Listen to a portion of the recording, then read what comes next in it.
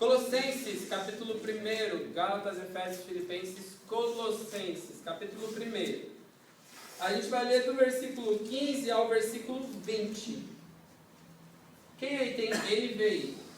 Eu tenho, só que não. Você vai ter que ter paciência para que eu... Ela não tem. Eu tenho.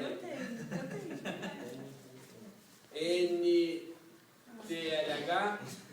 Eu tenho. Eu também tenho.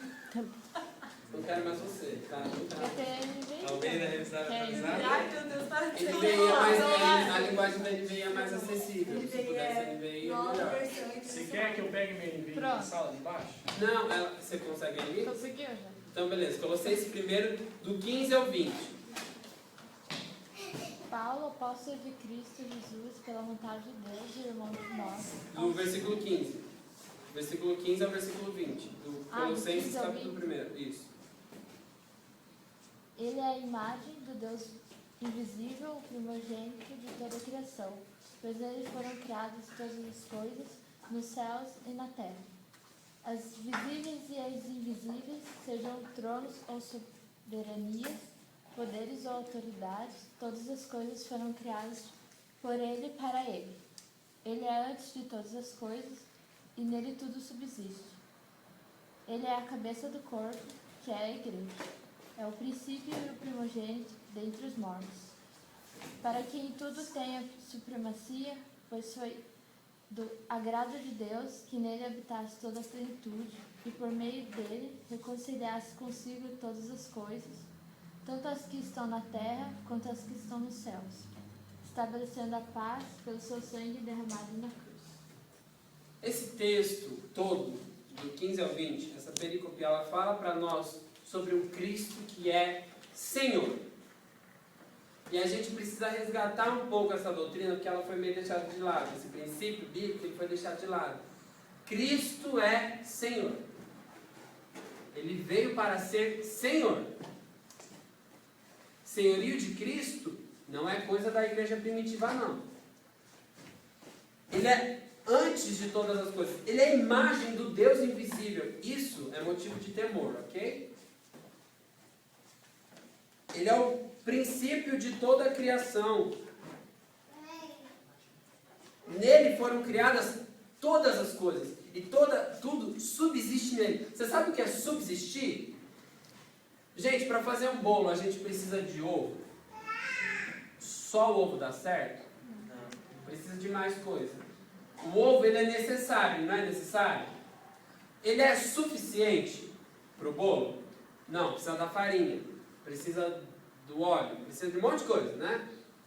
Agora a gente vai falar de ovo cozido.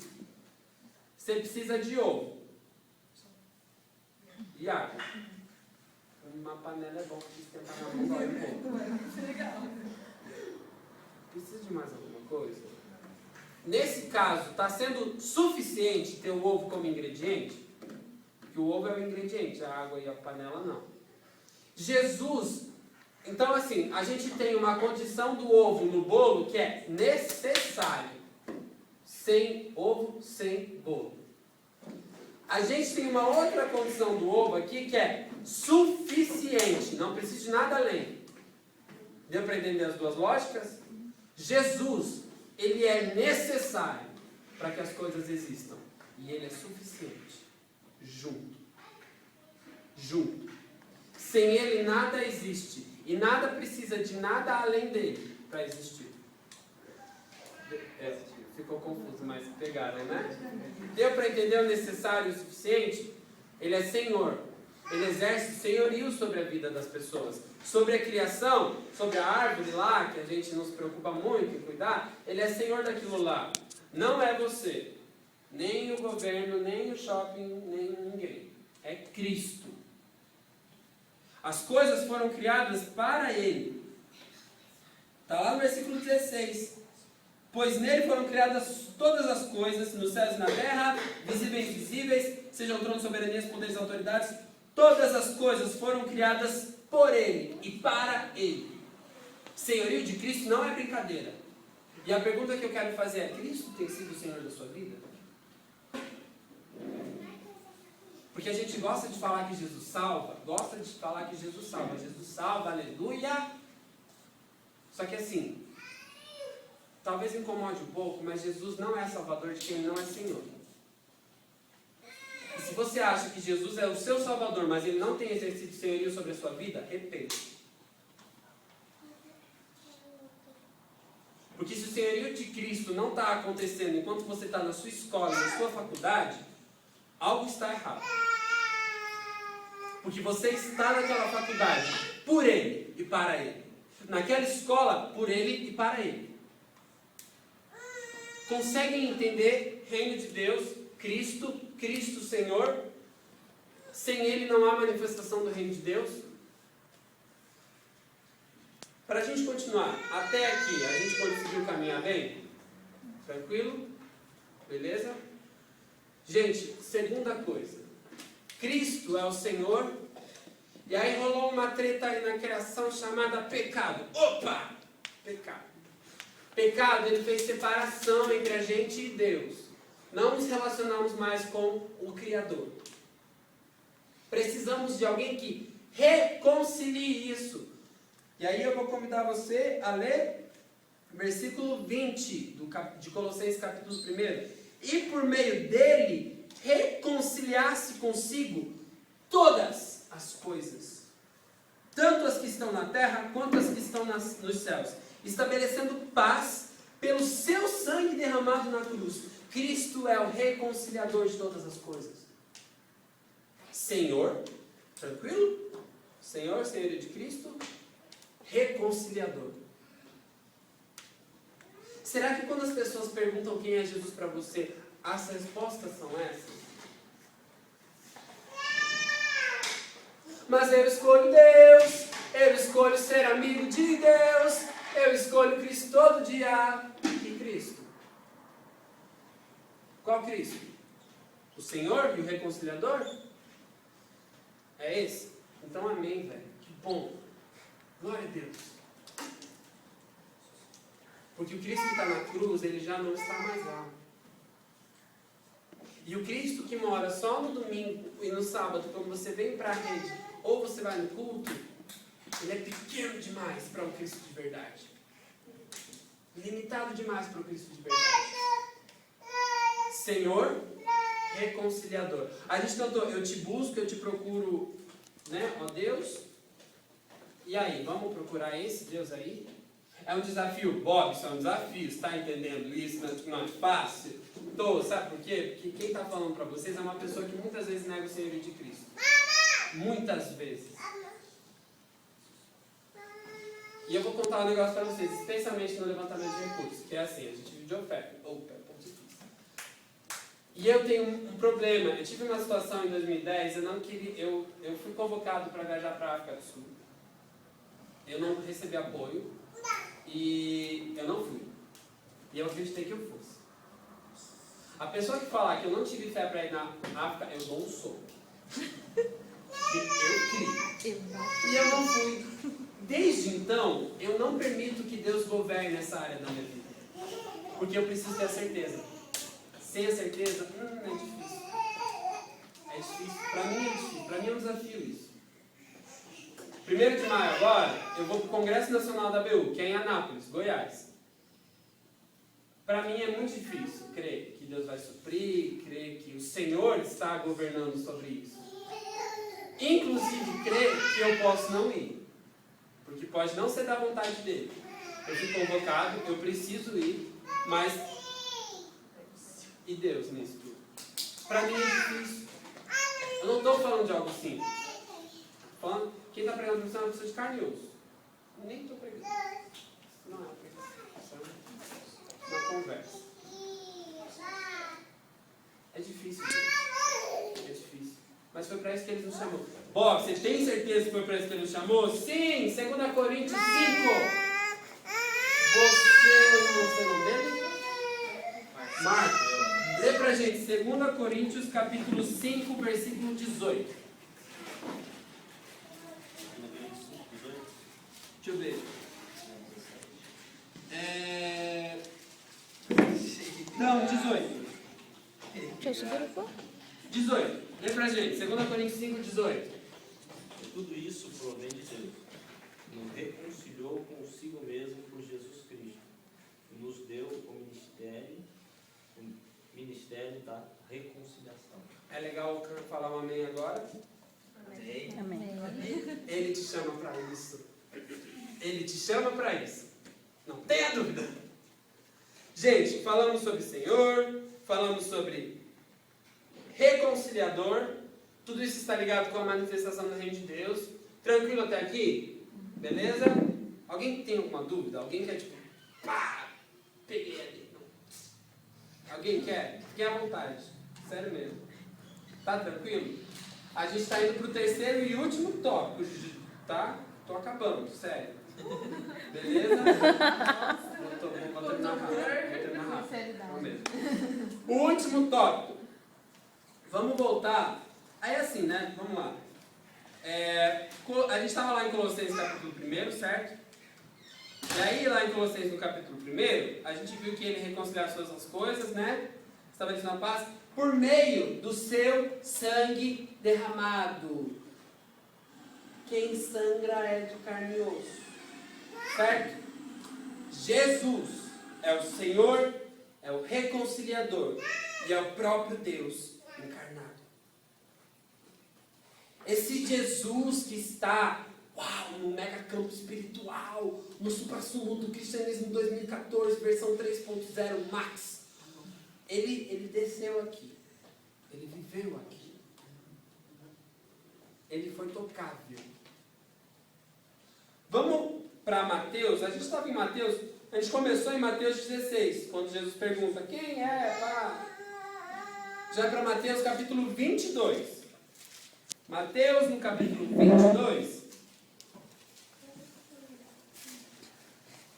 Aí a gente vai ler em Mateus, perdão gente, Mateus 27. É a letra. A letra mata, fala, né? Letra feia aqui, matou, pegando. Mateus, a gente vai lá para o capítulo 27, tá? E aí a gente vai ver lá o versículo 46, diz assim: por volta das 3 horas da tarde, Jesus deu um grande grito falando, Eloi, Eloi, lama sabachthani, que significa, meu Deus, por que me desamparastes? É desse Cristo que a gente está falando, é o mesmo. Opa, não mudou. Jesus sentiu o que você sente. Algo me diz que esse grito não era um de felicidade, não era o mais alegre de todos. Sabe quando você se sente abandonado, sozinho? Ou é só comigo? Ano passado eu entrei em depressão. Dia 14 de setembro eu entrei em depressão. Bob, você é missionário! Tentei. Fui pro hospital, tomei um monte de remédio. Eu tive uma crise esquizofrênica. Eu ouvi vozes. Eu não estou falando que eu imaginei vozes, eu ouvi vozes. Abandono, abandono, abandono. Desprezo, desprezo, desprezo. Rejeição, rejeição, rejeição. Eu ouvia isso. Aqui, ó. Eu ouvia. E eu queria fugir disso. Jesus entende a minha dor. Porque quando ele gritou, Eli, Eli, lama sabachthani, ele estava se sentindo abandonado. Sabe quando você chora de tristeza? Você já viu luto? Jesus também. Alguns capítulos antes, no Getsemane, você vai ver um Cristo, cara, você vai falar, isso não é Deus. Opa. Você vai olhar para um Jesus que fala, meu Pai, se for possível, afasta de mim esse cálice. Contudo, não seja o que eu quero, mas sim o que tu queres. Medo. Insegurança.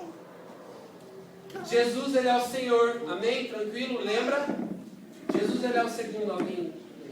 Reconciliador. Eba. Jesus, ele é o Deus encarnado. Jesus foi. Jesus subiu aos céus como homem. Sabe como isso é bom? A gente falou de um Senhor, a gente falou de um reconciliador, mas Ele é tão próximo, tão perto, tão acessível. Ele não é uma parada mirabolante do outro lado da terra. Que uau! Sabe quando você peca? Mas você peca feio. Aquela parada tipo assim, vou voltar. Ele te recebe. Porque Ele sabe o que você passa. A diferença é que Ele não entrou em contato com o pecado. Ele mostra para você que é possível, olha só. Ele te dá esperança. Senhor, levem isso a sério. Não esqueçam do senhorio de Cristo. Não abram mão do senhorio de Cristo. Não negociem isso, pelo amor de Deus. Deixem Cristo ser o Senhor de vocês, de segunda a segunda. Domingo não é dia de Jesus. Posso estar chocando, mas domingo não é dia de Jesus. Domingo é dia de igreja presbiteriana independente. Jesus está além. Ok? Não abram mão. Gente, senhorio de Cristo é uma coisa muito séria. E quando vocês forem para o curso de férias, falei mesmo. Declarei aqui. Falei que eu ainda sou IPI. Esse livro fala sobre o senhorio de Cristo. O tema desse livro é Cristo é o Senhor. E ele vai falar sobre Cristo como Senhor, sobre o senhorio de Cristo. Não abram mão disso. Reconciliador. Ele veio para reconciliar as coisas. O desequilíbrio que acontece no planeta Terra, na sua vida, na sua família, na sua escola, ele veio para reconciliar. A consumação disso é só quando ele voltar de novo. Mas o caminho de redenção para as pessoas é serem reconciliadas com Ele. Manifestação do Reino de Deus diz respeito à reconciliação. Bob, quando eu preservo o meio ambiente, eu estou manifestando o Reino de Deus? Sim! Uau, sim! Estou acabando. E o Deus encarnado? Ele é próximo, Ele é humano. Ele entende você. Ele não deixa de ser Deus, nem de ser Senhor. Conseguem perceber que uma coisa não anulou a outra? Às vezes a gente quer andar com Jesus amiguinho, bonitinho, mas não respeita Ele como Senhor.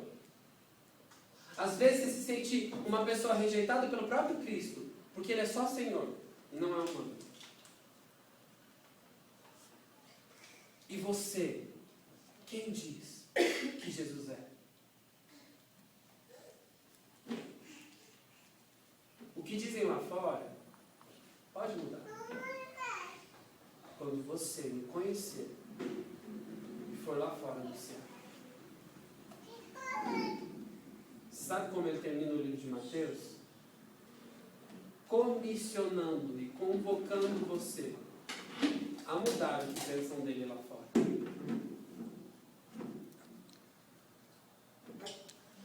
Eu queria pedir para que nesse momento você não precisa fechar o olho, você não precisa fazer uma coisa necessariamente espiritual.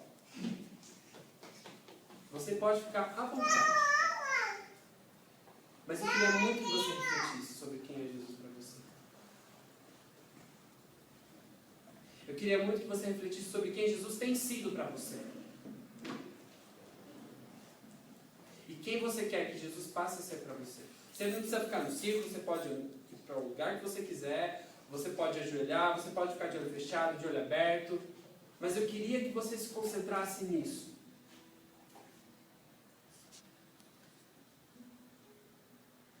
A ideia era fazer uma longa exposição bíblica do livro de Mateus, mostrando Jesus ao longo de Mateus.